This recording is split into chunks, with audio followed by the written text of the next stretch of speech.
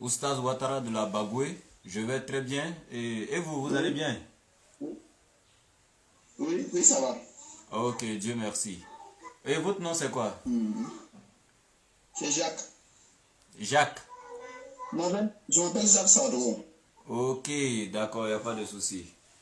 D'accord, vous êtes en direct du Oui, laboratoire de la DDR. Comme oui, on a dit de suite là, vous et moi dans l'échange, vous avez dit comme ça que vous n'avez pas une grande maîtrise de la Bible. Ok, mais vous voulez qu'on échange quand même sur certains points pour plus d'éclaircissement, il n'y a pas de souci. Et moi, je suis à votre voilà. disposition, il n'y a pas de problème.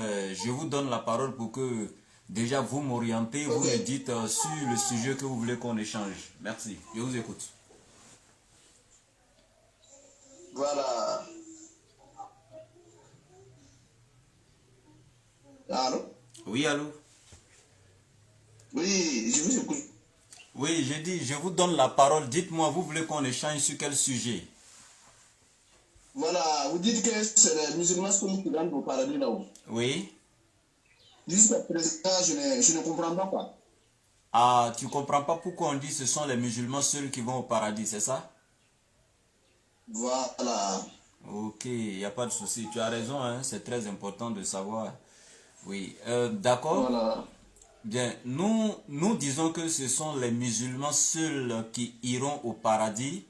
Et quand nous le Oui, disons en nous référant au Coran et à la Bible. Ça va vous étonner, vous êtes ah chrétien, oui, vous allez dire, mais attends, comment la Bible peut dire que ce sont les musulmans seuls qui iront au paradis? Mais je vais vous donner les explications sans problème. Le Coran d'accord. confirme dans la sourate Oui, 43, à partir du verset oui, 68 à 70. oui, Voilà, oui. je vais lire le verset coranique. Il n'y a pas de problème. Ok. Sourate 43. Une minute, je sors le verset. Voilà. À partir du verset 68 à 70. Voici ce qu'Allah dit. Il dit, ô mes serviteurs, Oui, vous ne devez oui, avoir aucune crainte aujourd'hui. oui, Vous ne serez oui, point affligés. Ceux qui croient oui, en nos signes et sont musulmans, entrez au oui, paradis, vous et vos épouses, vous y serez fêtés. oui. Donc Allah il dit dans ce Ok, verset-là que vous qui êtes oui, musulmans, entrez au paradis. oui, Donc les portes du paradis oui, sont ouvertes pour ceux qui sont musulmans. Ça fait un. Deuxièmement, dans la sourate 3, verset oui, 19, Allah est clair. Il oui, dit la religion oui, agréée auprès d'Allah, c'est l'islam. Il n'y a pas deux religions sur la terre pour oui, Allah en dehors de l'islam. Troisièmement, dans oui, la même sourate 3 à partir du verset 83, Allah il dit, quelle autre oui, religion les êtres humains désirent-ils encore? Alors que tout ce qui est dans les oui, cieux et sur la terre sont soumis à oui, Allah de gré ou de force. Donc tout ce qui est dans les cieux et sur la terre, là, tous ceux qui sont dans les cieux et sur la terre sont soumis à Allah de gré ou de force. Donc Allah dit, on cherche oui, encore quelle autre religion en dehors de l'islam. Donc c'est l'islam qui est la seule et unique religion qui émane d'Allah, le créateur de oui. toutes choses. Et dans la même sourate au verset 85, Allah dit, quiconque Alors adhère voilà, tu demandes. Quiconque Ok, adhère ou agrée une autre religion en dehors de l'islam, cette religion ne lui sera oui, point acceptée par Allah. Et le jour du jugement, il sera du nombre des plus grands perdants. Et pour terminer, dans la sourate 5, verset 3, Allah dit, aujourd'hui j'ai parachevé oui, pour vous votre religion, je vous ai comblé de mes bienfaits oui, et j'ai agréé pour vous l'islam comme religion. Donc c'est l'islam qu'Allah a agréé pour nous comme religion. Et l'islam n'a pas commencé par Mohammed. Il vient de te donner le verset 83 de la sourate 30. Allah dit tout ce qui est dans les cieux et sur la terre sont musulmans. Dans la oui, sourate 30, verset 30, Allah dit oui, l'islam même c'est la religion originelle de l'être humain. Ce qui veut dire même le père Adam, selon la sourate 30, verset 30, même le père Adam, la première des créatures, était musulmane parce que c'est la nature originelle de l'homme. Et pour fini, Abraham, même le père de la foi, était musulman. Donc là, on ne parle même plus des prophètes qui sont oui, venus après lui, comme les Moïse, les Zacharie, les Jean-Baptiste, les Jésus-Christ, Mohammed alayhi wassalam. Tous oui, ceux-là étaient musulmans. Donc voici ce que j'avais à te dire. Et au niveau du Coran, au niveau de la Bible maintenant, pourquoi nous disons que c'est musulman oui, seul qui va au paradis? Parce que la Bible ne nous a jamais dit que chrétien ira au paradis.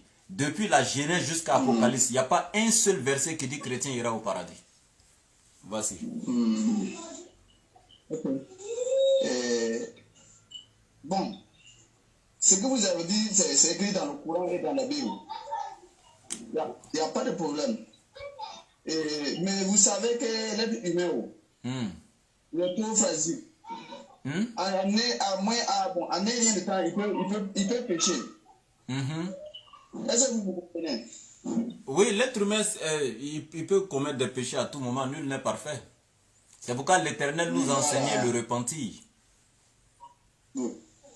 Mais est-ce que vous savez qu'il y a des musulmans qui prient les 5 fois par jour là et qui savent que c'est Dieu pour eux qui rentrent au paradis? Oui, un musulman peut prier 5 fois par jour. Et puis lui-même, il sait qu'après avoir quitté la mosquée, quand lui, il va, il retourne, il sort de la mosquée là, il détourne les biens des gens, il commet l'adultère, il tue les gens, il dérobe les biens, etc., etc. Lui-même là, quand il va s'asseoir seul là, il sait que ce sera difficile pour lui d'aller au paradis. Parce qu'Allah n'a jamais dit, si tu es musulman, il faut faire le mal et puis tu iras. Non. Quand on dit musulman, ça se définit par quelque chose. Soumission et obéissance totale à la volonté de Dieu. Donc dans ce sens-là, après être musulman, tu dois être soumis à la volonté de Dieu. Et la volonté de Dieu n'est aucunement d'aller voler, d'aller tuer, d'aller commettre quoi que ce soit dans le mal. Maintenant, il y a des péchés que tu peux faire par oubli, par contrainte, etc. Mais Allah, il dit de te repentir et de demander pardon. Et c'est lui qui détient le pardon et la miséricorde absolue. Ok. On demande pardon à qui? À Dieu. Et de quelle manière? À travers le repentir sincère. Et le repentir est conditionné de 3 choses. Regretter l'acte que tu as posé avec un regret sincère, amer. Deuxièmement, promettre à l'Éternel de ne plus jamais revenir dessus et arrêter de commettre cet acte-là à l'instant T, là où tu es. Voici le repentir. Et cela est enseigné dans la Bible, dans Ézéchiel chapitre 18, à partir du verset 20 et suite. Et dit, si le pécheur se repent de son péché, qu'il observe mes commandements et pratique la justice, il vivra et il ne mourra pas. Ok. Vous savez que, voilà, j'ai compris. Vous savez que l'homme, là, nous sommes au 21e siècle. Bien sûr. Quand tu te lèves le matin, le matin, bonheur peut aller au travail. Il t'a dit que le travail, ça ne va pas. Tu es souvent obligé de mentir pendant tout le temps. Tu es souvent envie de mentir pour avoir l'argent. Ça ne va pas. Et ce temps que tu vas prendre, tu vas mentir au moins combien de fois, et le jour que tu vas mourir, tu vas faire comment pouvoir aller au paradis. C'est ce que je t'ai dit. Même quand tu demandes pardon, comment là, ça serait un peu dur pour toi. Ok. Maintenant, même quand tu es chrétien ou bien musulman, n'importe laquelle, quand tu vis, il faut savoir vivre, ça c'est vrai. Mais il y a des vous savez que pour suivre Dieu, c'est très dur. Tu es chrétien, non? Moi, je ne parle pas de chrétien, je parle de musulman d'abord. Tu es chrétien, non? Et vous savez que actuellement, nous sommes au Burkina, ici au Burkina Faso, nous avons un problème de terrorisme. Vous savez ça, non? Vous savez que ce sont les musulmans qui disent, il y a des gens qui disent le nom de Allah pour pouvoir tuer les gens. Les terroristes, écoute-moi, s'il te plaît, écoute-moi. D'abord, tu es en train de sauter de sujet en sujet. Le premier sujet ici que tu as mis en place, c'était, est-ce que c'est pourquoi nous on dit c'est musulmans seulement qui ira au paradis? Je t'ai donné les preuves dans le Coran où Allah a dit clairement que c'est les musulmans qui iront au paradis.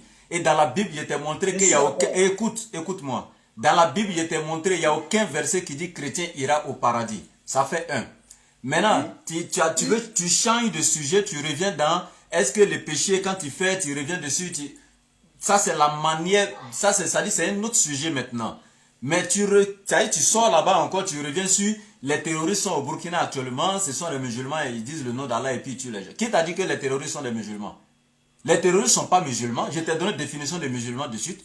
Le musulman est celui ou celle qui est soumis à la volonté d'Allah. J'ai écouté même toi-même ton président du Burkina là, son excellence Ibrahim Traoré, je l'ai écouté, il a dit clairement dans une de ses vidéos, il dit, les gens qui tuent les gens, les terroristes là, ils prennent le nom de l'islam, mais ce ne sont pas des musulmans, parce qu'ils ne tuent pas que les non-musulmans. Même les mosquées sont attaquées. Donc s'ils étaient des musulmans, ils n'allaient pas attaquer leurs frères musulmans. Ça, c'est ton président même qui dit qu'ils ne sont pas musulmans. Maintenant, pourquoi toi, tu viens dire qu'ils sont musulmans? Arrête ça, mon frère. Non, non, si c'est ça. Vous m'excusez beaucoup pour ça. Ok. Vous ne devrez même pas aborder ce sujet. Ah ah. C'est bon. Maintenant, vous avez dit que c'est les musulmans seuls qui entrent au paradis. C'est pas moi qui ai dit, il était montré dans le Coran. Maintenant, si toi tu penses qu'il y a autre personne qui va rentrer au paradis, il faut me donner le nom de la personne. En dehors des musulmans. Des chrétiens, on ne nous a pas promis qu'on peut aller au paradis. On vous a jamais dit ça. Mais oui, je vois. Mais ce qu'on nous a promis, on a dit que si tu sais que tu es un pécheur, tu dois aller au niveau. Oui. Allô? Oui. Je disais, on nous a dit que si tu sais que tu as péché, tu vas à l'église et tu demandes pardon. Tu dois aller te convertir devant M. l'abbé. Tu dois dire à tous tes péchés à M. l'abbé. M. l'abbé va te pardonner. Il dit ne plus répéter tout ce que tu as fait. Est-ce que vous comprenez? Donc c'est M. l'abbé qui détient le pardon. C'est pas Dieu qui détient le pardon. Cette personne ne peut entrer au paradis sans passer par lui. Par qui? Ni ne peut aller sans passer par moi. Qui a dit ça? Le jour qu'il va revenir, il va revenir, même si tu es chrétien ou tu es musulman, c'est à son nom que tu vas aller au paradis. Est-ce que vous comprenez? Je dis, écoute-moi. Quand tu as dit qu'il faut aller à l'église, on t'a dit qu'à l'église là-bas, ton péché ne peut pas être pardonné si tu n'es pas allé voir monsieur l'abbé pour avouer tes péchés, pour te confesser avant qu'il te pardonne. C'est écrit où dans la Bible que c'est l'abbé qui peut pardonner tes péchés? C'est écrit où? Bon, ce n'est pas écrit. Voilà, tu as vu, non? Ce n'est pas écrit. Attends. Donc, si je veux savoir, s'il te plaît, si je veux savoir, quand Jésus est venu là, il est parti.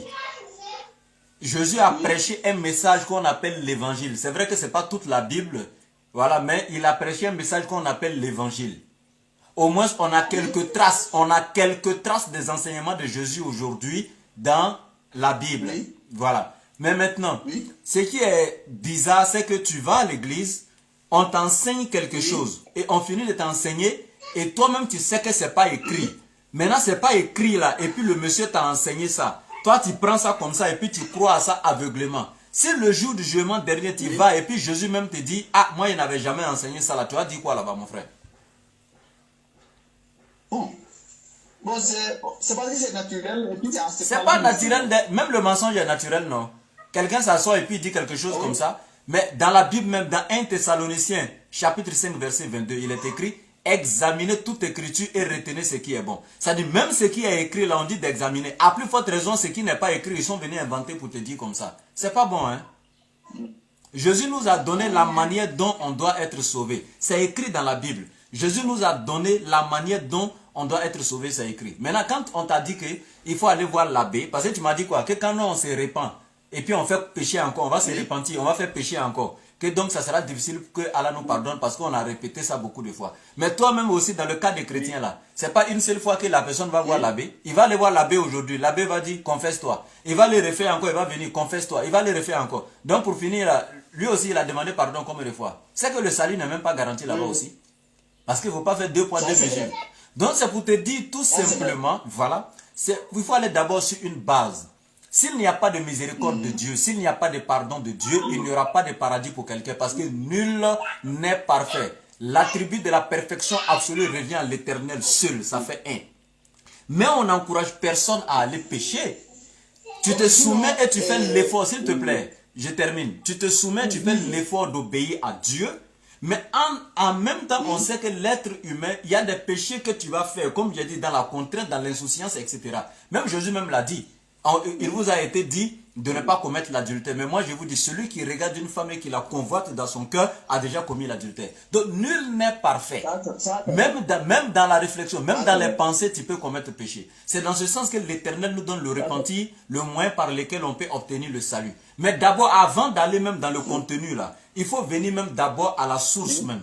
c'est laquelle des religions là qui donne le salut. C'est ce qui est important même d'abord avant qu'on aille dans les manières, etc. Moi je dis, c'est l'islam qui sauve. La seule religion c'est l'islam. C'est ce que Dieu a donné. Et j'ai donné les versets coraniques. Ce sont les musulmans seuls qui iront au paradis. Maintenant, est-ce que c'est écrit dans la Bible qu'un chrétien ira au paradis? Non, non, il n'est pas écrit. Maintenant, si ce n'est pas écrit dans la Bible qu'un chrétien ira au paradis, entre la Bible et puis le pasteur qui te parle, ou bien le prêtre ou l'abbé qui te parle, là, entre la Bible et la personne là, qui est plus véridique? En fait, dans notre religion, là, selon ce que vous avez enseigné en catéchisme, Et il faut répondre à ma question. L'évangile de Dieu nous a permis de savoir qu'est-ce qui n'est pas pardonnable pour aller au paradis. Il faut répondre à ma question. Même si on a fait du péché qu'on a commis là. S'il te plaît, il faut répondre à ma question. S'il te plaît. Si tu ne pardonnes pas, même si la personne a tué ton enfant, il faut lui pardonner seulement. Parce que c'est à travers de... Comment on appelle ça? Je ne sais pas comment vous expliquer. Il peut être toujours pardonnable, même si c'est comment là, même si on t'a fait du mal comment là. Tant que tu ne pardonnes pas, le Dieu qui est là-haut, là, il ne peut jamais te pardonner. Est-ce que vous me comprenez? Donc si quelqu'un va de suite là et puis il a tué toute ta famille, ta femme, tes enfants, ton père, ta mère, tout le monde, et puis donc tu vas pardonner à la personne. Tu dois lui pardonner. Ok, ça c'est ton droit, ça c'est très bon, il n'y a pas de problème. Ça c'est ton droit, c'est ton degré de foi et tout, ça c'est très bon. Ok, mais je viens. Et quand toi tu pardonnes à la personne là, est-ce que cette personne là, le jour du jugement, il y aura... L'Éternel ne va pas lui demander contre rien, hein, parce que c'est à toi qu'il l'a fait, tu lui as pardonné, il va aller au paradis. Oui. Ok, maintenant ta femme qui l'a tué, s'il te plaît, toi tu dis tu lui as pardonné, non? Maintenant, toi, ta femme qui l'a tué, tes enfants qui l'ont tué, là, est-ce que ta femme et tes enfants, là, c'est eux qui ont vécu, c'est-à-dire qu'eux qui ont traversé la douleur de la mort, c'est eux leur vie qui l'a ôté, c'est eux qui ont souffert quand ils les égorgeaient. Eux, là, est-ce qu'ils t'ont dit qu'ils l'ont pardonné? On dit quoi? T'as ta femme et tes enfants qui l'a tué, tout ça, là, et puis ils ont souffert dans sa main, il les a torturés jusqu'à ce qu'ils sont morts, là. Toi, après leur mort, toi, tu dis... Tu pardonnes à la personne qui les a tués. Mais eux-mêmes, les victimes, là, est-ce qu'eux t'ont dit qu'ils lui ont pardonné? Ceux qui sont morts, là. Est-ce que ta femme et tes enfants ont dit qu'ils ont pardonné au monsieur? Quand tu es mort, si tu es mort, c'est Dieu seul qui fait ce qu'il va faire de toi. Je n'ai pas dit ça, tu n'as pas compris à ma question. Toi, tu dis que tu as pardonné à celui qui a tué à ta femme. Mais ta femme même qui l'a tué, est-ce que ta femme t'a dit qu'elle va lui pardonner? Et ça, je ne peux pas savoir. Ah, donc... Voilà, donc c'était pour te dire que ça, c'est même pas quelque chose qui est déjà résolu. C'est pas un problème. Parce que si c'est dans ce sens qu'on va là, tout le monde sera malfaiteur sur la terre, mon frère. Parce que si Dieu ne va pas condamner le mal et les malfaiteurs. D'abord, ce que tu enseignes, c'est parce que la Bible dit. Dans Matthieu chapitre 23, même 25, Jésus a dit quoi? Il dit, au renouvellement de toutes choses, il y aura les brebis à sa droite et les boucs à sa gauche. Qui sont les boucs? Ceux qui faisaient le mal, ceux qui n'ont pas assisté les pauvres et tout ça, ceux qui étaient dans le mal, dans le péché. Jésus dit ce sont les boucs, eux ils iront en enfer. Les brebis seront à sa droite, eux ils iront au paradis. Mais donc tous les malfaiteurs iront où? Là où il y aura des grincements de dents, dans les ténèbres, dans le feu de l'enfer. Ça la Bible le dit clairement, il n'y a même pas de débat à ce niveau. Mais je reviens te poser une question de base. Je dis, ce n'est pas écrit, toi-même tu as avoué que chrétien ira au paradis. Il dit maintenant, l'abbé ou le prêtre qui t'enseigne à l'église catholique, je sais que tu es catholique, ceux qui t'enseignent là-bas, là, eux là, la question que je pose, entre la Bible et l'abbé là, qui est plus véridique? On doit croire à la Bible plus que l'abbé ou bien on doit croire à l'abbé plus que la Bible? Ben, si des enseignants pouvoir devenir l'abbé, il n'est pas l'abbé parce qu'il est l'abbé seulement. Hein? Il a été enseigné avant de devenir l'abbé. Il a été enseigné par quoi? Avec quoi on l'a enseigné? Avec la Bible. Ok, donc c'est la Bible. Attends, donc c'est la Bible même qui a fait qu'on l'a appelé l'abbé. Parce que c'est la Bible qui l'a étudié, c'est ça? C'est pourquoi on l'appelle l'abbé. Non, c'est le disciple de Jésus. C'est pas ça mon problème. Jésus ne vit pas aujourd'hui. Il ne faut pas me dire que c'est le disciple de Jésus. Il n'est pas en train de suivre Jésus aujourd'hui. Mais je veux dire quoi? La Bible, c'est la Bible qui a fait de lui aujourd'hui. Même s'il est disciple aujourd'hui, selon toi, c'est la Bible qui a fait de lui disciple. C'est la Bible qui a fait qu'on l'appelle l'abbé parce que c'est la Bible qu'il a étudiée. C'est ce qu'on lui a enseigné, n'est-ce pas? N'est-ce pas? Oui. Ok. Maintenant, si c'est la Bible qu'on lui a enseigné, Et aujourd'hui, il est appelé l'abbé. Maintenant, ce que la Bible n'a pas dit là, pourquoi lui vient t'enseigner ça? La Bible, quand la Bible a enseigné, la Bible ne lui a jamais dit que chrétien ira au paradis. Toi-même, tu viens de dire que ce n'est pas écrit dans la Bible. Pourquoi lui vient t'enseigner quelque chose que la Bible n'a pas dit? Il n'a pas dit que chrétien doit aller au paradis. Il m'a dit seulement que si tu reconnais que tu es pécheur et que tu te répands devant tes péchés, tu demandes pardon seulement, tu seras pardonné. Il t'a pas dit il faut croire à la mort de Jésus. Il t'a pas dit de croire à la mort de Jésus. Comment dire, Jésus même a dit que comment on appelle, tant que tu ne pardonnes pas à quelqu'un, lui ne te pardonnera pas. Ce n'est pas ça mon problème. Il faut pardonner à ton ami, C'est ça. J'ai déjà fini de régler ça. Moi, j'ai déjà fini de régler ça. Et même le Coran nous a dit, repousse le mal par ce qui est meilleur. Et voilà qu'avec celui que tu avais une animosité, devient-elle un ami chaleureux. Le Coran nous a dit dans plusieurs passages, pardonnez, pardonnez, pardonnez à ceux qui vous offensent, etc. Je sais ça. Dans Matthieu chapitre 5, verset 44 et suite, Jésus a dit, repoussez le mal par ce qui est meilleur. Jésus dit quoi? En quoi faisant? Il dit, aime ceux qui te haïssent, fais du bien à celui qui te maltraite, etc. Et vous serez appelés les fils de votre Père qui est dans les cieux, etc. Voilà. Je sais tout ça là, c'est pas mon problème. Voilà. Maintenant, moi je reviens ici sur la tête pour te dire, tu es dans une religion où on t'a pas dit que tu vas aller au paradis. Ce n'est pas garanti, c'est pas écrit que toi en tant que chrétien, si tu meurs là, tu vas aller au paradis. Maintenant, toi tu es dans cette religion, pourquoi? Qui t'a même pas garanti le salut. En fait, j'ai confiance en Jésus-Christ. Ok, maintenant tu as confiance en Jésus-Christ. Mais Jésus-Christ, lui, t'a jamais dit que si tu es chrétien, tu iras au paradis. Parce que Jésus n'était pas chrétien, c'est ce que je veux te faire savoir. Si tu as confiance en Jésus, il faut suivre les enseignements de Jésus. Et les enseignements de Jésus sont dans la Bible. Et dans les enseignements de Jésus dans la Bible, il n'y a pas une partie où il a dit, si tu es chrétien, tu vas aller au paradis. Parce que quand Jésus vivait, le nom chrétien n'était même pas encore venu dans le monde. Le nom chrétien est venu à partir d'Antioche, par les adorateurs de la déesse Astarté. C'est eux qui ont appelé pour la première fois les disciples de Jésus chrétiens. Et c'était un sobriquet, c'est-à-dire que quoi? Une moquerie, une injure qui était utilisée, qui était lancée aux disciples. Ça se trouve dans la Bible, dans Actes des Apôtres, chapitre 11, verset 26. Et cela a été fait vers l'an 43 après Jésus. Jésus est parti à l'an 33. Donc, c'est-à-dire qu'une dizaine d'années après, c'est là que le nom chrétien est venu. Mais Jésus ne peut pas être chrétien alors que le nom chrétien est venu à l'existence plus d'une dizaine d'années après lui.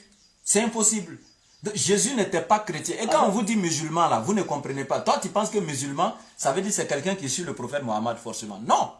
C'est pas quelqu'un qui suit le prophète Mohammed alayhi salam. Quand on dit musulman, ça veut dire quoi? C'est en arabe, mais ça veut dire tout simplement celui qui est soumis à la volonté de Dieu. Mais est-ce que Jésus n'était pas soumis à la volonté de Dieu? Oui, lui-même il dit ça dans Jean 5,30.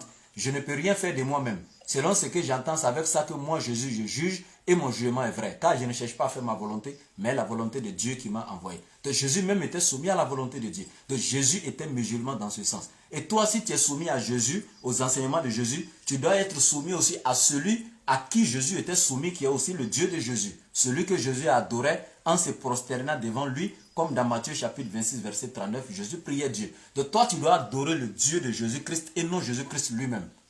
C'est ce que je veux t'enseigner, mon frère. Jésus n'était pas chrétien. Bon, jusqu'à présent, bon, on ne se coupe pas parce que là, j'ai confiance en Jésus parce que moi, Jésus est venu, il est venu dire la vérité, on l'a sacrifié sur la croix. Il est mort, il est ressuscité 3 jours après. Voilà pourquoi je suis en Jésus. S'il n'était pas ressuscité, et qu'un jour il va revenir pour ressusciter les vivants chrétiens. C'est voilà pourquoi je suis Jésus. Parce qu'il nous a baptisé, il nous a dit que quand on te baptise, tous tes péchés sont effacés. Est-ce que vous comprenez? Tous tes péchés sont effacés. C'est maintenant ce que tu dois commettre seulement quand on va écrire. Ces péchés-là, si tu n'arrives pas à te le prendre maintenant, avant le jour, quand on va mourir, là, en tout cas, tu vas aller à l'enfer. Sinon, quand tu entends, un chrétien, bon chrétien, ne doit pas faire du mal. Si tu fais du mal, tu dois aller te le prendre devant M. l'abbé et demander pardon, selon les enseignements de Jésus. Et c'est ce que nous faisons quand on se fait. Ce n'est pas les enseignements de Jésus. Je t'ai demandé tout de suite là. Allez, quand tu commets, s'il te plaît, quand tu commets un péché et puis tu vas devant l'abbé pour que monsieur l'abbé n'a qu'à te pardonner là. C'est pas écrit dans la Bible. Donc, il ne faut pas dire c'est selon les enseignements de Jésus. Jésus n'a jamais dit que si tu as commis un péché, il faut aller chez l'abbé. Dieu même n'a jamais dit ça dans la Bible. Il t'a dit de te repentir. Le repentir n'a rien à voir avec aller dire à l'abbé, j'ai commis un péché, pardonne-moi. Et puis l'abbé aussi s'assoit pour dire, mon fils, je te pardonne. C'est pas écrit dans la Bible. Mais pourquoi vous faites ça? En fait, toi, j'ai déjà compris. Tu ne suis que des conjectures. Tu ne suis que ce qu'on t'a dit. Mais moi, je te dis, frère, tu es un être humain comme moi. Je ne t'ai jamais vu.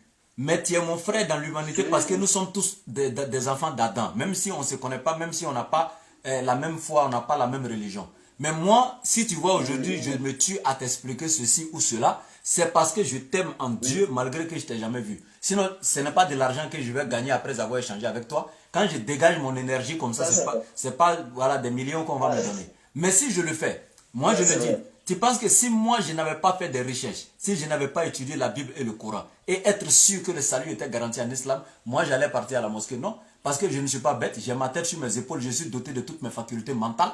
Mais si tu vois, je suis cette religion, c'est que j'ai fait des recherches. Mais toi, tu as dit clairement que tu n'as pas connaissance de la Bible, tu n'as pas connaissance du Coran. C'est ce qu'on te dit, c'est ça que tu suis. Alors que tu es avec quelqu'un actuellement qui a étudié les deux. Et je pense que le meilleur témoin ou le meilleur juge dans une situation, c'est celui qui a étudié les deux versions ou bien qui a écouté les deux camps. Et puis il va pouvoir tirer une bonne conclusion. Contrairement à celui qui a écouté tout simplement un camp ou bien une partie, n'a pas écouté l'autre ou bien n'a même pas connaissance même de l'autre et puis il suit l'autre comme ça, celui qui l'a écouté premièrement.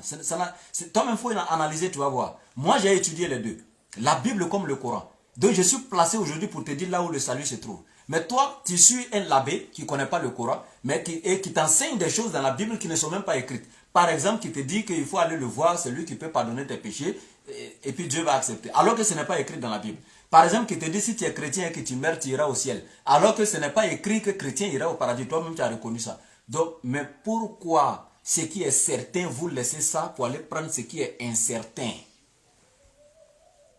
C'est selon la Bible, c'est selon ce que Jésus a enseigné. Où est la preuve? Donne-moi le verset biblique. Jésus a enseigné que je suis. Voilà. Donc, faut donner un seul verset. Il faut donner un seul verset. Quand on parle de Jésus, tout le monde sait que Jésus est la vérité. Sans Jésus, tu peux. Mais Jésus, que tu sois musulman ou chrétien, sans Jésus. Avant Jésus, il y avait Moïse. Avant Jésus, il y avait Moïse. Il y avait Zacharie. Il y avait Jean-Baptiste. Il y avait beaucoup de prophètes. Il y avait Abraham. Je viens. S'il te plaît. Avant Jésus, il y avait beaucoup de prophètes. Après Jésus, Jésus n'était pas le dernier prophète. Jésus m'a dit dans les certains apôtres quoi que non, que même avant de Moïse et puis Abraham et Père, il le fait déjà. Voilà. Est-ce que vous comprenez? Est-ce que, attends, quand Jésus dit ça, quand Jésus a dit ça, s'il te plaît, quand Jésus a dit avant Abraham, quand Jésus dit avant qu'Abraham fût, je suis, on va revenir, s'il te plaît, ne te presse pas. Quand Jésus a dit avant qu'Abraham fût, je suis là. Est-ce que Jésus était physiquement sur la terre en train de se promener quelque part dans le monde ici, avant Abraham? Non.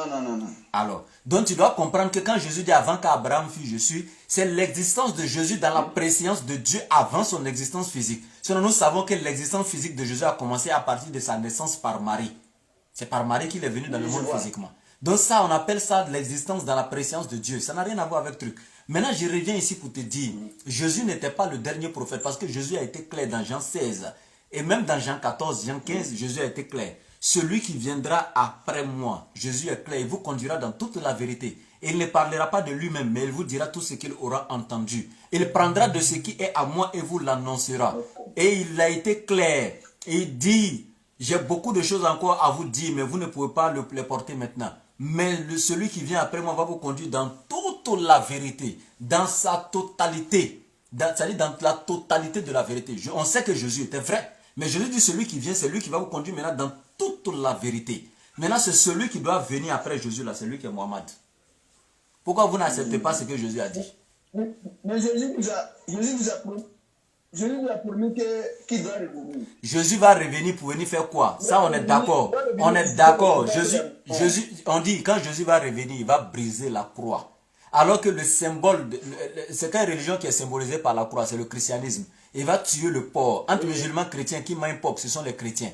Ce sont des symboles pour dire quand Jésus revient là, c'est le christianisme même qui va détruire. Parce que le christianisme est un système homéocentrique qui a été placé par l'homme, qui est dirigé par l'homme, qui est régi par la volonté de l'homme, et donc rien que pour le matériel de ce monde. Alors que l'islam est un système homéocentrique, ou théocentrique, où c'est Dieu seul qui est au centre et qui dirige tout. Il place tous les êtres humains au même pied d'égalité en basant le critère de noblesse sur la piété. Donc quand Jésus vient, il vient détruire ce système fondé par l'homme, ce Christo business qui a été placé sur le nom de Jésus. Je prends un exemple, toi tu es catholique, non? Oui. Les protestants disent que si toi tu meurs là, tu vas en enfer, que vous les catholiques, vous n'êtes pas sur la vérité. Mais tu vas le trouver que les évangéliques, il y a des évangéliques qui vont dire que les protestants ne sont pas vrais. Christianisme céleste va dire vous tous même là, vous n'êtes pas vrai. Quand tu vas aller chez témoins de Jéhovah, ils vont dire vous tous même là, vous êtes perdus. Tu vas aller chez les orthodoxes, ils vont dire non, pour vous même c'est grave. Attends, donc tous ceux-là, mais tout le monde dit, catholique va dire c'est à eux que Jésus a parlé. Si Jésus revient là, il va aller chez les catholiques, ou bien il va aller chez les protestants, ou bien il va aller chez les témoins de Jéhovah. Jésus va aller chez qui? Non, je vais vous poser une question. Il faut répondre à ma question. Jésus va aller chez qui? Bon, puisqu'il est mort sur la croix pour nous. Et pour qui? Pour vous les catholiques? Parce que le christianisme céleste dit qu'il n'est pas mort pour vous les catholiques, que c'est pour eux qu'il est mort. S'il te plaît. Les protestants disent qu'il n'est pas mort pour vous les catholiques, que c'est pour eux qu'il est mort. Témoin de Jéhovah dit qu'il n'est pas mort pour vous, que c'est pour eux qu'il est mort. Quand Jésus revient là, il va aller chez qui? Non, là, je ne peux pas savoir. Ah, d'accord. Après, il faut aller demander à ton pasteur. Il n'y a pas de problème. Je vais demander à M. l'abbé pour savoir. C'est un homme curieux. Ah oui, quand on me parle comme ça, et après je dois voir M. l'abbé pour demander tout ce qu'il y a comme vérité. C'est important. Pour savoir, est-ce que après, je dis, un autre homme qui doit venir, est-ce que moi-même, je dois savoir, est-ce que c'est vrai. Si c'est vrai, je vous reviendrai vous demander, est-ce que comme ça, comment on doit suivre la vraie la religion musulmane. Ok. Après, il faut lui demander. Si Jésus est venu sur terre, et il est rétabli, il est mort 3 jours après, il est revenu. Est-ce que vous êtes sûr de ça? C'est écrit, mais ce n'est pas Jésus lui-même qui a enseigné cela, parce que le Coran dit que Jésus n'est pas mort et n'a même pas été crucifié. Et la Bible même confirme ça. Parce que la Bible se contredit sur la mort de Jésus. Ça, c'est Paul qui est venu avec cet enseignement. C'est Paul qui est venu. Attendez, c'est Paul et certains falsifiés. C'est Paul et certains. S'il te plaît. Il a laissé avec le Saint-Esprit. Ok. Et après ça, maintenant, il dit qu'après, il doit revenir. Et quand il va revenir, il va juger les vivants et les morts. Pour moi, je dis c'est bon. Selon ce que nous, on a écouté, c'est la vérité. Parce que nous, on a vu que c'est quelque chose de mal. Et puis, au niveau du christianisme, on a fait que tout chrétien qui vit sans pardonner, il ne peut pas aller au paradis. Si quelqu'un te fait du mal, il faut lui pardonner. Si vous êtes en famille, vous êtes musulman ou bien chrétien, et vous ne vous attendez pas, ça veut dire que toi, tu n'es pas un homme de Dieu. Est-ce que vous comprenez? Et pour ça, dans notre religion, dans la religion musulmane, ici au Burkina Faso, on a nos voisins musulmans, ils nous insultent beaucoup. Est-ce que vous comprenez? Moi, j'ai des voisins chrétiens qui insultent aussi. Nos voisins musulmans, ils insultent les chrétiens qui ne sont pas... J'ai dit, s'il te plaît, j'ai vu beaucoup de chrétiens. Écoute-moi. J'ai vu beaucoup de chrétiens qui insultent beaucoup de musulmans aussi pour dire qu'ils sont des égarés, etc.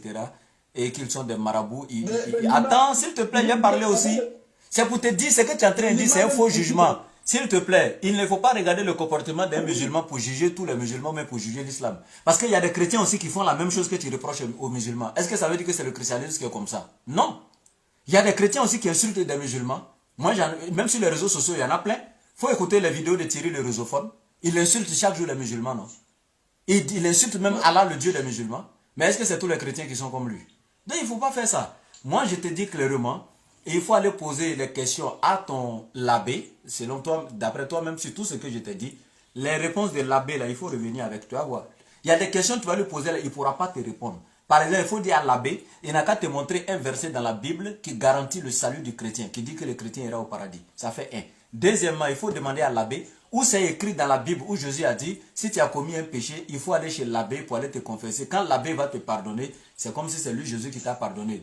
Troisièmement, il faut lui demander, si tous les chrétiens disent que Jésus est pour eux, témoins de Jéhovah disent c'est pour eux Jésus, protestants disent c'est pour eux, évangéliques disent c'est pour eux, vous-même les catholiques disent que c'est pour vous. Quand Jésus va revenir là, il va aller chez qui? Il faut demander à l'abbé. Et puis encore, il faut demander à l'abbé, quand les catholiques vous disent Marie, mère de Dieu, est-ce que Dieu peut avoir une maman? Parce que c'est Dieu qui a créé Marie et puis Marie sera encore la maman de Dieu. Parce que c'est impossible, c'est absurde même. Est-ce que Dieu peut avoir une maman? Il faut poser la question à l'abbé. Parce que si Jésus est Dieu et que Marie est sa mère, donc c'est Dieu que Marie a donné à téter, elle a mis son sein dans la bouche de Dieu, Dieu a tété.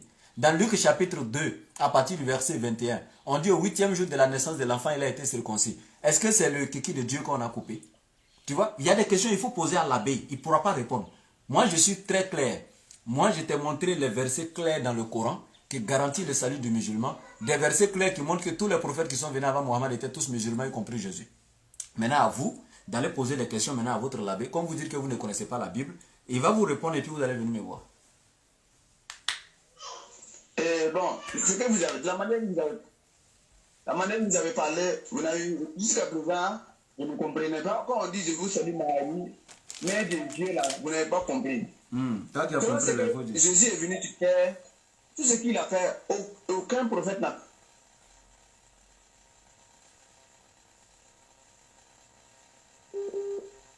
Quel prophète a été mort et ressuscité? C'est ce qui était dit, mort et ressuscité là. Comment on appelle ça? Écoute-moi. Écoute-moi. Écoute. Quel prophète a pu faire ça? Beaucoup de prophètes ont fait ça. J'ai dit beaucoup de prophètes ont fait ça. S'il te plaît. Pas Dieu devant Dieu. Non, jamais. J'ai dit, ce que tu es en train de dire là. Il y a des prophètes qui ont fait même plus que ce que Jésus a fait. Il y a des prophètes qui ont fait même plus que ce que Jésus a fait. Dans la Bible même. C'est ça le problème. Je t'ai dit, toi tu ne connais pas la Bible. Tu as été clair au début. Tu dis que tu ne connais pas la Bible. Mais moi je t'informe qu'il y a des prophètes. Écoute, tu m'entends? Tu m'entends? J'ai dit, il y a des prophètes là qui ont fait plus que ce que Jésus a fait dans la Bible même. Qui ont fait plus que ce que Jésus a fait.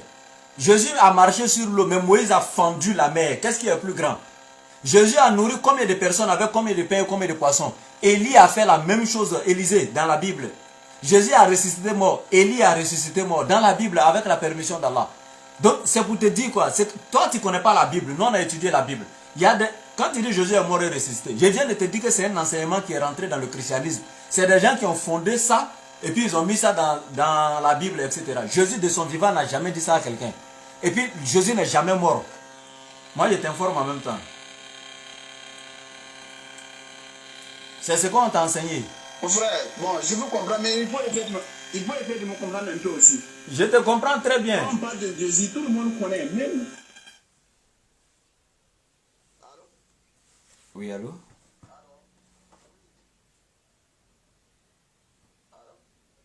Excuse, hein. J'ai un souci avec le haut-parleur là.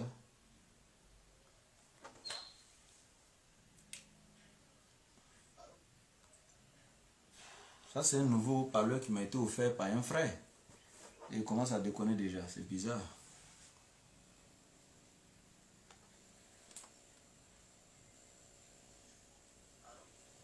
Oui, allô, mon frère. Excuse-moi un peu, hein, j'ai un souci avec le haut-parleur. Ok. Oui, oui, vas-y. Voilà. Bon, je dis, quand on parle, naturellement, quand on regarde la vie, moi, sincèrement, Oui. il faut être pardonnant. Il faut être un homme Oui. qui vit honnêtement sa vie. Même si tu n'es pas chrétien, tu n'es pas musulman, ni autre religion, il faut être honnête dans ta vie. Pour moi, si tu es honnête, tu suis. C'est pas aller à l'église là. Et puis prier 3 fois par jour, bien 5 fois par jour là, que tu vas au paradis. C'est être un homme responsable, être un homme de vérité. Quand tu es un homme de vérité, même si tu n'es pas musulman, tu n'es pas chrétien, il faut être, bon, soyons un peu clair. Il y a des gens, il y a nos grand-père, arrière-grand-père qui ne connaissaient pas aucune religion. Donc ça veut dire qu'eux, ils ne vont pas aller au paradis. Si c'est ce que vous avez dit, ça veut dire qu'ils peuvent aller au paradis. Et ça, c'est pas normal. Il faut être un homme de vérité. Il faut être un homme clair devant Dieu. Et même si tu meurs,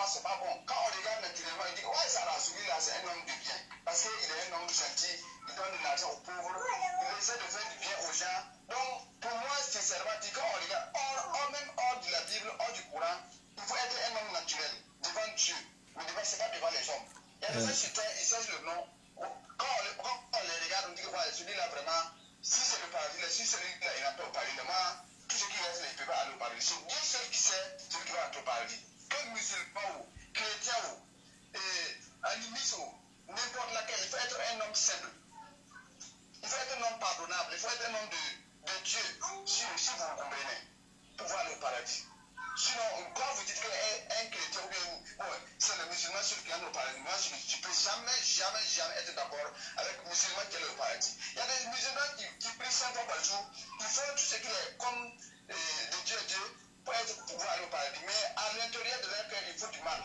Comment est-ce que tu veux dire que là, il peut aller? Ils connaissent bien le Coran, ils connaissent bien la Bible, ils lisent bien. Mais qu'est-ce qui prouve? C'est deux choses qui peuvent. Quand on parle sur terre, c'est pour nous amuser. Pour moi, selon moi, on parle juste pour nous amuser. Sur le mandement, c'est pas Dieu qui veut que tu ailles au paradis. C'est où est tes efforts qui peuvent t'amener au paradis? C'est pas prier qui peut amener un homme au paradis. C'est pas musulman qui peut amener un homme au paradis. Même chrétien là, chrétien ne peut pas aller au paradis. Quand tu ne fais pas les œuvres de Dieu, tu ne peux pas aller au paradis. Si tu tues quelqu'un et puis il y a l'argent, et tu dis que tu vas aller au paradis, il faut aller réveiller, si le veut te demande partout, il accepte, il n'y a pas de problème. Mais si tu tues quelqu'un, ou bien tu fais du mal à quelqu'un, tu t'en vas te dire, ah, c'est lui qui a été le premier à commencer. Ça veut dire que toi-même, tu dis, c'est un péché que Dieu ne peut jamais te pardonner. Voilà mon exemple, c'est à peu près ça. Ce que je voulais vous montrer. Ok.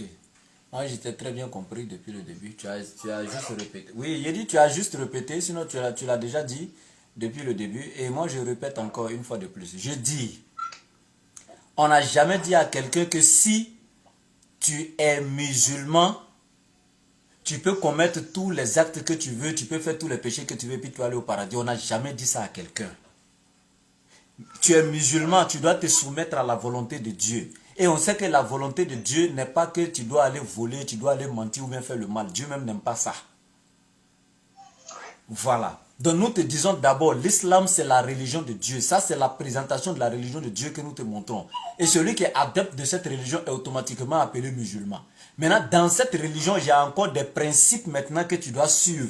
Il y a des règlements intérieurs dans cette religion qui sont les lois de Dieu. Et tu dois te soumettre aux lois de Dieu. Ne pas mentir, ne pas voler, ne pas tuer, etc. Maintenant, dans tout ça là, nul n'est parfait. Il y en a qui vont flirter souvent, etc., etc. Maintenant, il y a le repenti qui est enseigné dans cette même religion. Pour te dire, il faut te repentir. Maintenant, quand on se repent là, c'est Dieu qui décide maintenant qui va pardonner ou pas. Mais à la base, il faut être d'abord dans la religion de Dieu. Je prends un exemple.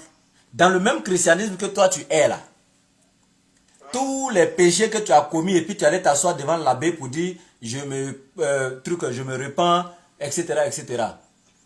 Chaque fois que tu fais, tu vas aller voir l'abbé, chaque fois. Mais est-ce que quand l'abbé finit de te dire je te pardonne là, est-ce que Dieu t'envoie un décret pour dire lui t'a pardonné réellement? C'est surnaturel, on ne peut pas savoir ça. Voilà, donc c'est la même chose comme l'islam. On ne peut pas savoir d'abord si ton repenti, là, l'acte que tu as posé, si ton repenti est accepté ou pas. Ça, c'est Dieu qui va décider ça.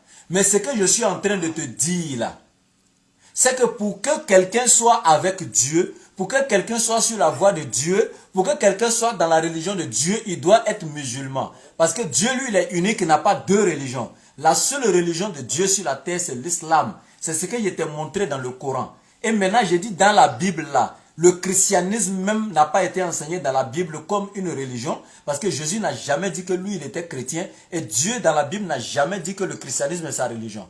Mais il nous a montré dans le Coran que c'est l'islam qui est sa religion. Mais nous ne te disons pas que dès que tu deviens musulman, tu vas directement au paradis. Non, tu dois te conformer maintenant au règlement intérieur de l'islam qui sont les commandements de Dieu. Et Jésus lui-même était musulman. Pourquoi? Jésus même a enseigné les mêmes commandements. Parce que toi, on t'a dit à l'école, Jésus est venu mourir, il faut croire à la mort de Jésus pour être pardonné. Mais contrairement à l'enseignement de Jésus, Jésus lui n'a jamais dit, il faut croire en lui sa mort pour être pardonné. Jésus n'a jamais dit ça. Ça, c'est le prêtre et puis l'abbé qui te dit ça. Mais Jésus, lui, il a dit dans Jean chapitre 12, verset 48 à 50, il dit, je sais que les commandements de Dieu sont la vie éternelle. C'est pourquoi les choses que je dis, je les dis comme le Père me les a dites. Donc, Jésus dit, je sais, il utilise le verbe savoir, donc c'est la certitude absolue. Je sais que les commandements de Dieu sont la vie éternelle. Jésus n'a jamais dit, je sais que ma mort sur la croix est la vie éternelle. Et Simon Pierre, qui était le chef même des disciples de Jésus, dans Jean chapitre 6, verset 66 à 69, quand tout le monde quittait Jésus, Jésus a regardé les apôtres et il a dit, vous, ne voulez-vous pas vous en aller aussi? Simon Pierre prit la parole et lui dit, Seigneur, à qui irions-nous? Nous savons que tu as les paroles de la vie éternelle. Mais il dit, nous savons que tu as les paroles de la vie éternelle. Il n'a pas dit, nous savons que ta mort sur la croix nous donnera la vie éternelle. Non, nous savons que tu as les paroles de la vie éternelle. Et dans Luc chapitre 18, verset 18, il y a un homme riche qui est venu voir Jésus qui lui a dit à Jésus, qu'est-ce que je dois faire pour avoir la vie éternelle? Jésus ne lui a jamais dit, il faut croire à ma mort. Jésus lui a dit, tu connais les commandements, pratique-les. Donc c'est les mêmes commandements que l'islam te donne. Dans la charia du Coran, il faut les pratiquer pour avoir la vie éternelle, tels que Jésus les a enseignés. C'est pourquoi c'est une suite. Jésus a dit dans Matthieu 5, 17 et suite, il dit, ne pensez pas que je sois venu abolir la loi ou les prophètes. Je ne suis pas venu abolir, mais plutôt accomplir. Et en vérité, je vous le dis, tant que les cieux et la terre ne passeront pas, il ne disparaîtra pas un seul iota, ni un seul trait de lettre dans la loi de Dieu, jusqu'à ce que tout soit accompli. Donc quand Jésus dit jusqu'à ce que tout soit accompli, ça veut dire que Jésus n'était pas l'accomplissement de tout. Mais celui qui devait tout accomplir devait venir. Et quand Mohammed est venu, Allah il dit quoi? Aujourd'hui, j'ai parachevé pour vous votre religion. Donc quand on parachève par Mohammed, c'est que ça a parachuté quelque part. C'est Mohammed maintenant qui est l'accomplissement de tout. C'est pourquoi Allah dit maintenant aujourd'hui, c'est parachevé. Donc c'était une suite.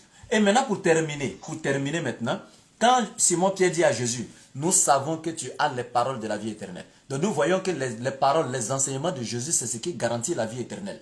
Or toi, tu viens de reconnaître avec moi que chrétien ira au paradis, là, ce n'est pas écrit dans les enseignements de Jésus. Donc ça ne fait pas partie des paroles de Jésus. Or, ce sont les paroles de Jésus qui donnent la vie éternelle. Et Jésus n'a jamais dit ça dans ses propos. Le fait d'aller t'asseoir devant le l'abbé pour confesser tes péchés et puis il va pardonner, ça ne fait pas partie des enseignements bibliques. Ce n'est pas écrit dans la Bible. Et si Jésus n'a pas enseigné, alors que la Bible nous dit que c'est les paroles de Jésus qui donnent la vie éternelle. Mais pourquoi toi, tu suis des choses que Jésus n'a pas dit? Par exemple, on t'a dit qu'il faut croire à la mort de Jésus. Ça ne fait pas partie aussi des enseignements de Jésus. Donc tu vois un peu, Jésus a dit, en vérité, je vous le dis, celui qui écoute ma parole et qui croit à Dieu qui m'a envoyé aura la vie éternelle. Dans Jean 5, 24. Celui qui écoute mes paroles. Donc c'est nous les musulmans, on peut dire qu'on écoute les paroles de Jésus que vous les chrétiens. Donc moi, ce que je vais te dire pour terminer, ce que tu as dit là, j'étais très bien compris depuis le début, mais je te dis, personne ne peut rester ici sur la terre et puis dire déjà je suis au paradis. Non. Mais à la base, les moyens par lesquels nous devons accéder, Dieu nous a déjà montré. C'est par le moyen de l'islam. Ça, c'est sa religion qu'il a créée. Ça fait un. Il faut être musulman. Après être musulman, deuxièmement, suivre les enseignements de Dieu dans sa religion. Voilà. Mais dire que tu es chrétien là, Dieu n'a jamais enseigné ça. C'est comme le féticheur. Quelqu'un qui est féticheur, il adore le fétiche et tout. Et puis quand même, il fait le bien autour de lui. Donc tu vas me dire que le féticheur là, s'il meurt, il va au paradis. Alors qu'il associe d'autres divinités à Dieu, il n'a pas adoré l'éternel Dieu. Mais il faisait le bien quand même. Donc il faut d'abord avoir la connaissance du Dieu véritable. Et tu seras d'accord avec moi que Jésus l'a dit dans Jean 17, 3. Or la vie éternelle, c'est qu'il te connaisse toi, le seul véritable Dieu et celui que tu as envoyé Jésus-Christ. Pourquoi Jésus ne dit pas la vie éternelle, c'est qu'il fasse le bien autour d'eux? Mais Jésus a dit non, c'est qu'il te connaisse. Donc la première chose, c'est de connaître le véritable Dieu. Et c'est le plus grand de tous les commandements, comme dans Marc 12, 29, Jésus dit, écoute Israël, le Seigneur notre Dieu est l'unique Seigneur. Et c'est l'islam qui te donne l'enseignement du véritable Dieu. Et Jésus, lui, il était musulman. Et j'ai réitéré encore mes propos. Si tu demandes à l'abbé, est-ce que Jésus était chrétien? Il faut poser la question à l'abbé. Il va te dire non. Ok. Voilà. Ok, c'est bien. Je vous ai compris. Ok. Mais vous voulez poser une question. Ok, j'écoute. Parce que si l'histoire de Jésus-Christ est vraiment existante sur terre, je voulais savoir est-ce qu'il reviendra, oui ou non? Ça, c'est un. Oui. Vous parlez des musulmans. C'est vrai, les musulmans seuls ne peuvent pas entrer sans que vous ne faites pas les œuvres de Dieu. Bon, en fait, ce que je voulais savoir, si vraiment Jésus-Christ est venu sur terre, je voulais qu'on me confirme normalement si Jésus-Christ est mort et ressuscité 3 jours après, et que normalement il doit revenir en temps pour le reste de ce qu'il devrait faire. Est-ce que vraiment c'est normal? Est-ce que la Vierge Marie était vraiment la mère de Jésus? Je voulais tout savoir. En fait, vous savez que la vie nous réserve beaucoup de choses. Il y a beaucoup de choses que moi je ne savais pas. Oui. Non, mais oui. Je peux dire que j'ai compris quelque chose à ajouter. Ok.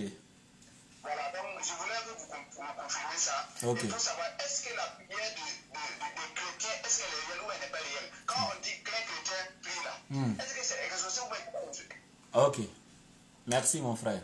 Si ce n'est pas exaucé, je veux savoir, il faut me dire pourquoi quand les chrétiens prient, ça n'exauce pas. Parce que moi, si j'arrive à me confirmer là-bas, c'est que moi aussi je vais vous dire quelque chose à ajouter. Parce que j'ai prié au moins, j'ai pris 2 jours pour prier et ça m'a apporté beaucoup de choses. Ok. Voilà pourquoi je suis en train de vous poser cette question. J'ai compris.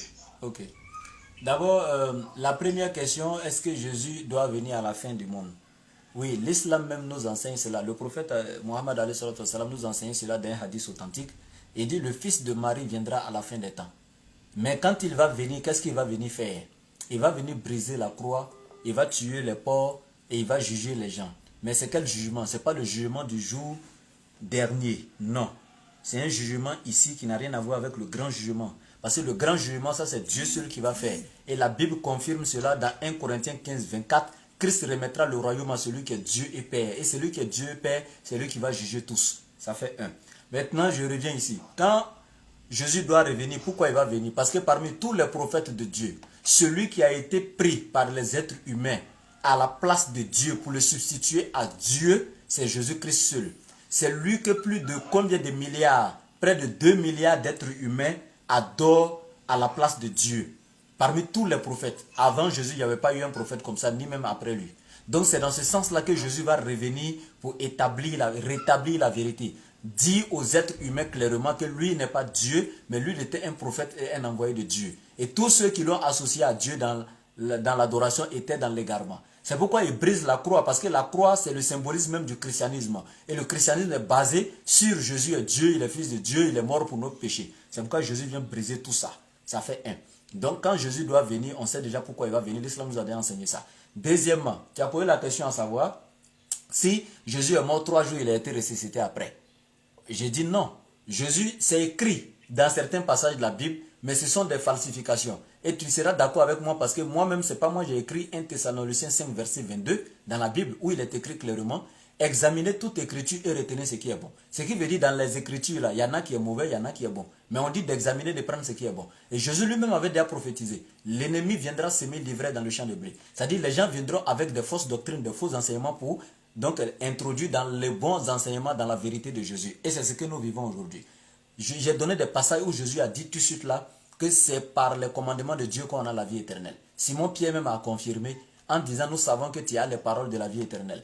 Mais toi on t'a dit que Jésus est mort 3 jours et quand tu vas croire à sa mort c'est là que tu vas avoir la vie éternelle. C'est archi faux. D'abord Jésus, la Bible même qui parle de certains passages qui parlent de la mort de Jésus contredisent certains autres passages qui disent que Jésus n'est pas mort. Parce que quand Jésus est réapparu, selon eux, aux disciples dans Luc 23 et Luc 24, Jésus a dit quoi? Regardez-moi, je suis bien vivant. Regardez, je ne suis pas un esprit. Avez-vous quelque chose à manger? Mais si Jésus était ressuscité, il allait plutôt dire, regardez, je suis bien ressuscité. Et le même Jésus avait dit quoi? Quand quelqu'un meurt et qu'il revient, il ressuscite en tant qu'esprit.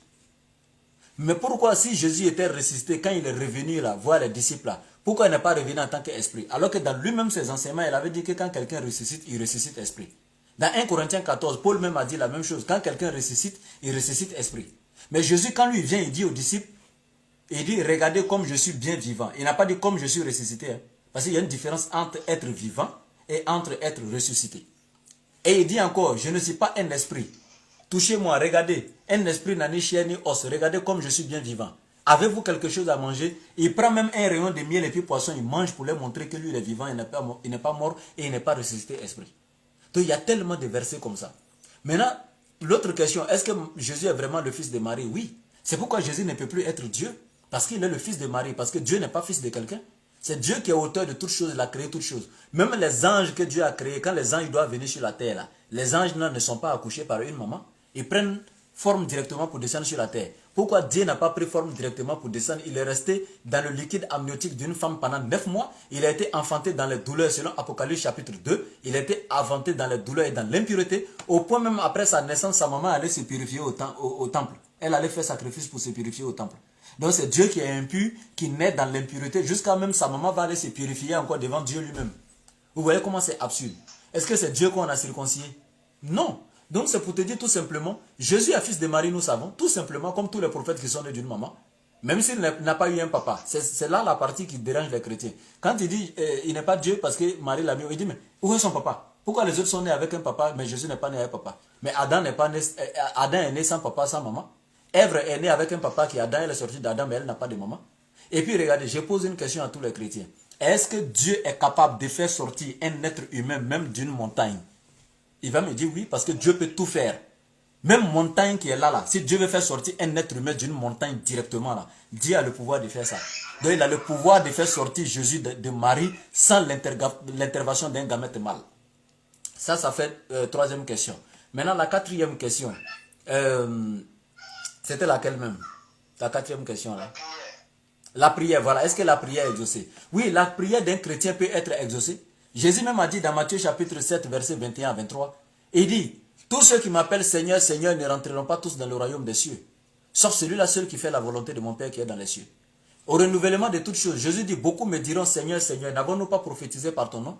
N'avons-nous pas fait de si grands miracles par ton nom? Parce que quand on dit qu'ils ont fait des miracles au nom de Jésus, c'est parce qu'ils ont été exaucés. Ils ont guéri des malades. Ils ont donné la vue à des aveugles. Ils ont guéri des lépreux. Donc ils ont été exaucés dans ces prières-là. Ils ont fait des grands miracles. Mais Jésus dit quoi à la fin? Je leur dirai, je ne vous ai jamais connu. Éloignez-vous de moi, vous qui commettez l'iniquité. C'est pas parce que quelqu'un a fait des miracles, il a été exaucé, qu'il est forcément avec Jésus. Même le féticheur, là, il fait des prières et puis il est exaucé. Et Jésus même a dit à ses disciples, il dit, vous ferez des plus grands miracles. C'est-à-dire les disciples vont faire des miracles même que Jésus lui-même n'a pas fait. Jésus même a dit ça dans la Bible. Donc c'est pas parce que quelqu'un a été exaucé que forcément il est sur la vérité. Même les féticheurs, souvent ils sont exaucés. Il y a des gens que moi je connais, ils sont allés chez féticheur. Féticheur a travaillé sur son fétiche et puis ils sont devenus riches. Ça a été exaucé, ils ont eu l'argent. Mais est-ce que c'est la voie de Dieu? Non. Donc c'est ce que je pourrais te dire. Okay. Je voulais vous poser une question. Il y a les deux questions que vous avez répondues. Il y a une petite question qui est à l'intérieur et je voulais vous poser ça. Ça ne va pas vous gêner. Ok, vas-y. Mais il est l'heure de la prière. Fais vite, il est déjà 16 h, je vais aller faire la salate. Ok. Vous dites que Jésus-Christ n'est pas ressuscité, mais il est revenu pour dire qu'il est vivant. Moi, je n'ai pas compris. Ok. Quand il est venu, il a dit qu'il est vivant, il a parlé aux disciples, et après ça, il est parti comment? Je veux savoir ça. Ok. Bien. Selon la Bible, il est monté au ciel. Selon l'évangile de Luc et de Marc, il est monté au ciel. Moi, je ne refuse pas les Écritures. Hein. Mais comme je dis, dans la même Bible, là, Jésus a dit, quand les scribes et les pharisiens sont venus lui dire qu'il n'a qu'à faire un miracle, là, Jésus a dit, il ne vous sera donné aucun miracle si ce n'est celui de Jonas. Comme Jonas fut 3 jours, 3 nuits dans le ventre de la baleine, de même le Fils de l'homme sera 3 jours, 3 nuits au sein de la terre. Maintenant, quand Jonas était dans le ventre de la baleine, là, Jonas était vivant ou bien il était mort, étant dans le ventre du poisson? Voilà, il était vivant. Maintenant, quand Jésus aussi dit, de la manière que Jonas était dans le ventre de la baleine, c'est comme ça, lui aussi sera dans le ventre de la terre. Donc, si Jonas était vivant dans le ventre du poisson, c'est que Jésus aussi était vivant au sein de la terre, n'est-ce pas? Ah, pourquoi tu ne réponds pas? Jonas était vivant, non? Dans le ventre du poisson.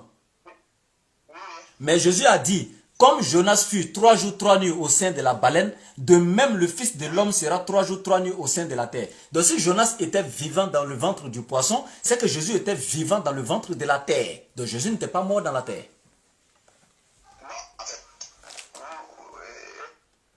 C'est pas moi qui ai dit, c'est Jésus même qui a dit, pour lui sera comme pour Jonas. Mais quand, attends, pour être ressuscité, il faut mourir. Toi, tu viens de dire que Jonas était vivant. Alors, si Jésus, attends. Quand Jonas est sorti, s'il te plaît, quand Jonas est sorti au sein de la baleine là, quand la baleine a vomi Jonas, est-ce que Jonas était ressuscité? Ah, Thierry. Parce que Jésus dit, le même miracle de Jonas là, c'est la même chose que je vais faire aussi. Comme Jonas a été 3 jours dans le ventre de la baleine, c'est comme ça, moi aussi je vais passer mes 3 jours au sein de la terre. Alors que Jonas était vivant dans le... Quand un poisson avale quelqu'un, naturellement il doit mourir, non? Maintenant, quand la personne reste 3 jours dans le ventre du poisson et puis il ne meurt pas, c'est ça qu'on appelle miracle, non? Donc si Jésus était mort dans le ventre de la terre, là, ça, il n'y a pas miracle. Mais quand Jésus reste vivant 3 jours et puis il sort vivant, c'est là qu'il y a miracle. Parce que quand quelqu'un rentre dans la terre, il doit mourir. Voilà. Et Jésus dit le même miracle de Jonas, de la manière il était vivant 3 jours, c'est comme ça moi aussi je serai vivant 3 jours dans la terre. C'est ça qui montre que c'est un miracle. Et si Jonas là, il n'était pas ressuscité, pourquoi vous voulez que Jésus soit ressuscité? Donc il faut aller demander à ton l'abbé. Madeleine et tous les autres qui sont allés dans les témoins de Jésus, Voilà. Évidemment. Évidemment, parce qu'il était vivant. Hein? Il était sur la terre. Il était sur la terre parce que... Non. S'il te plaît. S'il te plaît. J'ai dit, c'est ce qui... Moi, je viens de te donner un enseignement de Jésus clairement. Jésus dit, lui, son miracle sera comme pour Jonas. Toi et moi, on est d'accord que Jonas, quand il est sorti du ventre du poisson, il n'était pas ressuscité. Et quand il était dans le ventre, il n'était pas mort. Et maintenant, quand il dit, quand Jésus, ils sont allés trouver que la tombe était vide, est-ce que Jésus était sur la terre? N'est-ce pas Jésus lui-même que Marie de Magdala a vu? Et puis, elle a pensé que c'était le jardinier. La Bible dit, elle pensait que c'était le jardinier, mais c'était Jésus lui-même. Elle l'a appelé, elle s'est approchée de lui. Et Jésus même a dit, ne me touche pas, car je ne suis pas encore monté vers mon Père. Mais va voir mes frères et dis-leur que je vais vers mon Père et votre Père, vers mon Dieu et votre Dieu. Et il dit, je ne suis pas encore monté vers mon Père. Mais pour vous, il était déjà mort et puis il est revenu. Mais quand quelqu'un meurt là, il va vers Dieu. Attends, s'il te plaît. S'il te plaît. S'il te plaît, quand quelqu'un meurt là, il va chez Dieu, non? Mais Jésus dit à Marie, 3 jours après, quand elle est venue devant la tombe, pour vous là, il était mort, il est venu 3 jours après, puis Marie l'a vu. Mais s'il était mort là, c'est qu'il venait de chez Dieu. Mais il a dit, je ne suis pas encore monté vers mon Père. Donc Jésus n'était pas encore mort parce qu'il n'était pas encore monté vers son Père. Il n'était pas mort. Donc mon frère, il est l'heure de la prière, s'il te plaît. Il n'y a pas de problème. Ok. Donc mon WhatsApp est toujours ouvert. Il faut aller poser mes questions au labé et puis tu me reviens. Il n'y a pas de problème. Ok. Merci beaucoup, frère. Vraiment, merci beaucoup. Ok, merci à toi également. Merci à toi également. Merci. Donc mes frères, vous savez, voilà le laboratoire, on a ouvert juste le laboratoire, j'ai quitté Abidjan, vous m'avez vu tout dernièrement avec Oussas Diané, on était tous à Abidjan avec Ismaël Aka et autres. Je suis revenu rapidement pour saluer un peu la famille et retourner pour la mission. On va au Bénin bientôt, Inch'Allah, prier pour nous, voilà, pour un séjour de 11 jours pour faire des conférences, etc. Bien, le laboratoire, je ne peux pas venir comme ça dans la bagouille sans ouvrir le laboratoire pour réchauffer un peu le coin. Donc c'était juste un petit échange. Vous voyez, les étoiles sont activées sur ma page. Il y a un moment, tout était désactivé. Donc les gens avaient du mal pour me soutenir, pour la connexion, etc. Or, vous savez qu'on en a besoin, la connexion surtout. Donc on a réactivé les étoiles. Donc aidez-nous pour la cause d'Allah, Inch'Allah. Et qu'Allah nous aide, qu'il nous facilite nos entreprises. Mon contact c'est plus 225 07 09 01 93 47. Ça c'est le numéro WhatsApp. Hein. Plus 225 07 09 01 93 47. Et n'oubliez pas que les cours de théologie en religion comparée seront bientôt. On va commencer. L'inscription c'est 20 000 francs CFA. Pour être dans notre école de théologie, l'inscription c'est 20 000 francs CFA. Et une nouvelle session sera ouverte à partir du 7 octobre prochain. Donc vous êtes priés, si vous êtes intéressé, donc de venir faire vos inscriptions avant donc, le début de la session. Sur ce, assalamu alaikum wa rahmatullahi wa barakatuh.